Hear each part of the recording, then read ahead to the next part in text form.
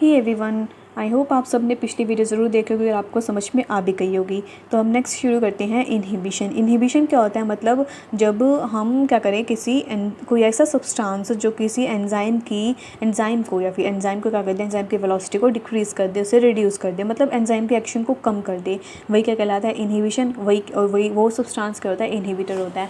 मतलब कोई ऐसा सब्सटेंस जो क्या कर दे किसी भी एंजाइमेटिक रिएक्शन को या फिर उसकी वेलोसिटी को क्या कर दे, रिड्यूस कर दे, मतलब उसके बाद रिएक्शन हो ही ना।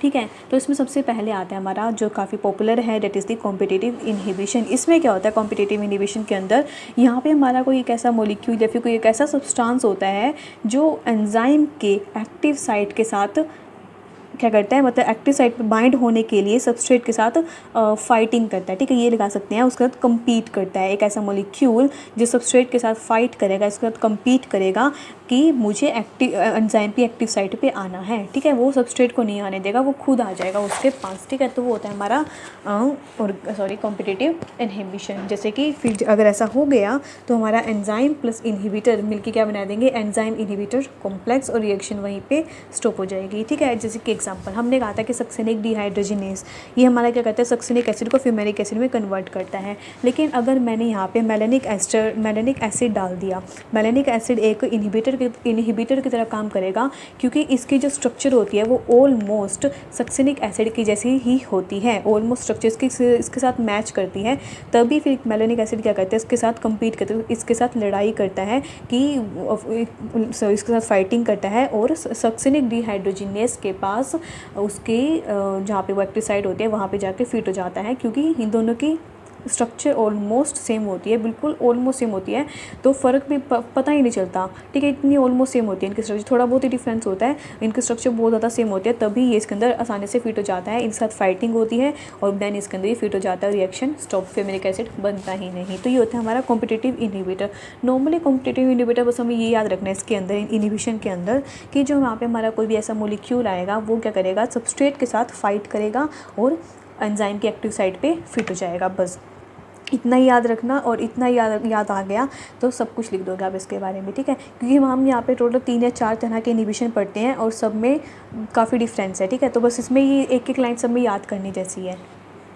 तो नॉर्मली अगर हम देखें तो कहीं ना कहीं इस इनहिबिशन का नुकसान भी है, क्योंकि अगर गलती से हमसे कुछ डल गया ऐसा कुछ है तो वहाँ पे हमारी रिएक्शन स्टॉप हो जाएगी। लेकिन देखा जाए कहीं ना कहीं तो इसका फ़ायदा भी हो सकता है, क्योंकि हम इसकी हेल्प से हम कुछ ना कुछ गलत रिएक्शन बनने से भी रोक सकते हैं। जैसे कि अगर हम बात करें, ये हमारा यूज़ होता है बैक्टीरियल पैथोजेंस को कंट्रोल करने के लिए। ऑब्वियस बात है, हम बैक्टीरियल पैथोजेंस को रोकने के लिए हम यहाँ पे कॉम्पिटिटिव इनहिबिशन का फॉर्मूला अपना सकते हैं, ताकि हमारा आगे जो है पैथोजेंस पैथोजेंस कंट्रोल में आ जाए, उनकी ज़्यादा बड़े ना है ना, ज़्यादा ग्रोथ ना हो। तो इस वजह से मतलब अगर उन चीज़ों का नुकसान है भी है तो कहीं ना कहीं उसका फ़ायदा भी है, क्योंकि हम इसकी हेल्प से कुछ नेगेटिव चीज़ों को रोक सकते हैं, कुछ ज़्यादा हार्मफुल चीज़ों को, हार्मफुल रिएक्शंस को भी स्टॉप कर सकते हैं। तो यहाँ पे मैंने एग्जांपल लिखा है, आप इसे पढ़ लीजिएगा। ओके, देन सेकंड आता है हमारा नॉन कॉम्पिटिटिव इनहिबिशन। अभी हमने पीछे पढ़ा था कि हमारा जो इनहिबिटर आ रहा था, ऐसा सब्सटेंस आ रहा था, वो क्या कर रहा था, एंजाइम की साइट पे आके एंजाइम की साइट के लिए लड़ाई कर रहा था, है ना।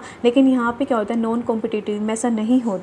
यहाँ पे क्या करता है, एंजाइम जो इनहिबिटर है वो एंजाइम की एक्टिव साइट के साथ लड़ाई नहीं करता, बल्कि वो अपने आप को किसी और साइट पे ही अटैच कर लेता है। नॉर्मली एंजाइम और सबस्ट्रेट तो ज्वाइन होंगे ही होंगे, एंजाइम सबस्ट्रेट बन जाएगा, और ठीक है, कभी कभी ये भी जाता है, लेकिन साथ में कभी कभी क्या होता है, वो पहले ही आ जाता है इनहिबिटर, और एंजाइम की एक्टिव साइट की बजाय वो किसी और साइट पे जुड़ जाता है। ठीक है, उसकी एक्टिव साइट की बजाय किसी और साइट पे अटैच हो जाता है। इस वजह से एंजाइम की पूरी स्ट्रक्चर ही चेंज हो जाती है, तो कभी कभी सबस्ट्रेट ज्वाइन ही नहीं कर पाता है। तो ये होता है हमारा नॉन कॉम्पिटिटिव इनहिबिटर या इनहिबिशन। इसका नाम तभी नॉन कॉम्पिटिटिव रखा है क्योंकि कंपटीशन भी क्या था, कॉम्पिटिटिव में इनहिबिटर एक्टिव साइट के लिए लड़ाई कर रहा था, लेकिन नॉन कॉम्पिटिटिव में क्या होता है, जो इनहिबिटर है वो एक्टिव साइट के लिए नहीं, बल्कि अपने आप को कहीं और ही फिक्स कर रहा है। कोई इसको फाइटिंग की ज़रूरत ही नहीं है, कहीं और फिक्स कर लिया अपने आप को, रिएक्शन तभी स्टॉप हो गई और ख़त्म, आगे प्रोडक्ट ही नहीं बनेगा। तो इट मीन कि जो नॉन कॉम्पिटिटिव इनहिबिटर है वो क्या कर रहा है, मैक्सिमम वेलोसिटी है ना उसको डिक्रीज़ कर रहा है, लेकिन केएम वैल्यू पे कोई इफेक्ट नहीं पड़ता। उस टाइम पे, ठीक है। जैसे कि हम यहाँ पे एक एग्जांपल पढ़ लेते हैं। एग्जांपल जैसे कि हम कर रहे हैं साइनाइड। साइनाइड हमारा एक ऐसा इनहिबिटर है जो काफ़ी पॉइजनिक है ना, काफ़ी ज़्यादा पॉइजनस है हमारा साइनाइड। और वो पॉइजनिक किस वजह से बनता है ये देखते हैं। जैसे कि मान लो मेरे पास साइटोक्रोम होता है, साइटोक्रोम और एंजाइम जैसे ही इसकी रिएक्शन करानी होती है हमारी, कोई भी हमें साइटोक्रोम के साथ कोई भी एंजाइम वगैरह हम ऐड करा रहे हैं, जस्ट एक एग्जांपल है, और वहाँ पे अगर साइनाइड आ जाए तो साइनाइड आ गया तो साइनाइड क्या करेगा, अपने आप को किसी और साइड पे फिक्स कर लेगा और एंजाइम साइनाइड एंजाइम इनहिबिटर एक कॉम्प्लेक्स बन जाएगा जो कि काफ़ी ज़्यादा पॉइजनिंग होगा, और इसी वजह से साइनाइड एक पॉइजन प्रूफ हुआ था, ठीक है।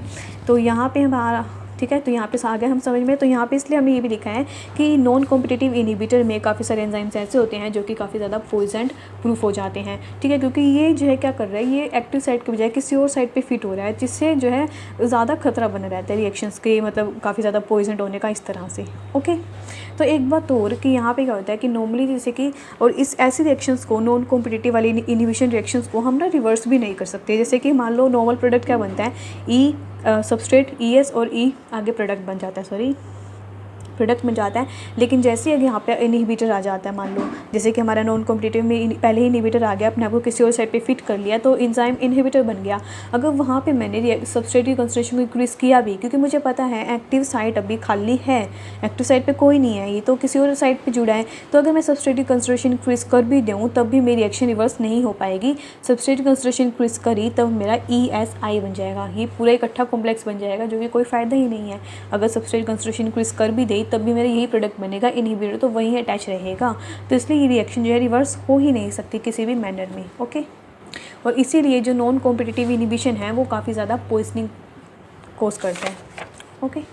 सो नेक्स्ट आता है हमारा अनकॉम्पिटिटिव इनहिबिशन। अनकॉम्पिटिटिव इनहिबिशन में क्या होता है, यहाँ पे हमारा नॉर्मली क्या होता है कि हमने अभी पीछे 2 में क्या पढ़ा कि जो एंजाइम, जो इनहिबिटर है वो सबस्ट्रेट को अटैच नहीं होने दे रहा है ना, वो पहले ही आके अटैच हो रहा है। पहले वाले में तो वो एक्टिव साइड पे अटैच हो गया, सेकंड वाले में वो किसी और साइड पे अटैच हो गया, जिसके लिए उसकी एंजाइम की जो स्ट्रक्चर थी वो गड़बड़ा गई और सबस्ट्रेट अटैच नहीं हो पाया। और अनकॉम्पिटिटिव में क्या होता है, यहाँ पे एंजाइम जो है पहले, इनहिबिटर जो है एंजाइम के पास पहले ही नहीं आता, बल्कि पहले वो सबस्ट्रेट के साथ अटैच होने देता है एंजाइम को।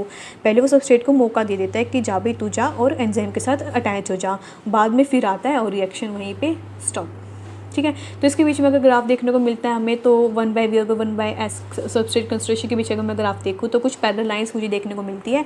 बस इसके अंदर हमें इतना ही पढ़ना है, बस ये वही जैसे मैंने पहले कहा था कि हमें सबके बारे में एक एक लाइन पता होनी चाहिए। जैसे कि पहले वाले में एंजाइम के साथ इनहिबिटर आ रहा है उसके एक्टिव साइड पे, सेकेंड वाले में एंजाइम के साथ इनहिबिटर आ रहा है लेकिन उसकी किसी और साइड पे, और यहाँ पे पहले एंजाइम के साथ सबस्ट्रेट आ रहा है, देन इनहिबिटर उसके ऊपर इफेक्ट कर रहा है, जिसे हम बोलते हैं अनकॉम्पिटिटिव इनहिबिशन, और रिएक्शन यहीं पे स्टॉप हो जाती है। देन अगला आता है हमारा last, that is the feedback inhibition या फिर एलोस्टेरिक मॉड्यूलेशन।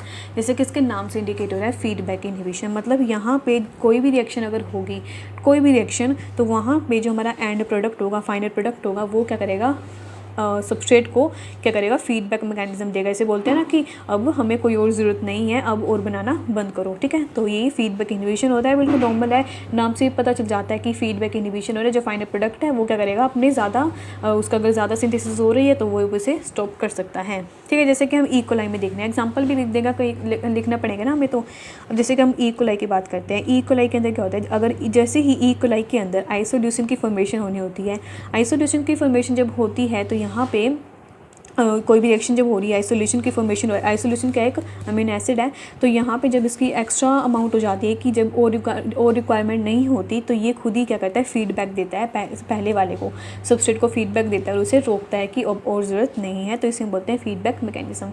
तो ये फीडबैक इनहिबिशन हमारा ई कोलाई में देखने को मिल जाता है इजीली। तो ऐसे करके ना हमारे पास 4 इनहिबिशन हो चुके हैं, और उन चारों इनहिबिशन के डेफिनेशन काफ़ी होगी, अच्छे से समझा देंगे, और एक एक उनका एग्जांपल इनफ होता है, ओके।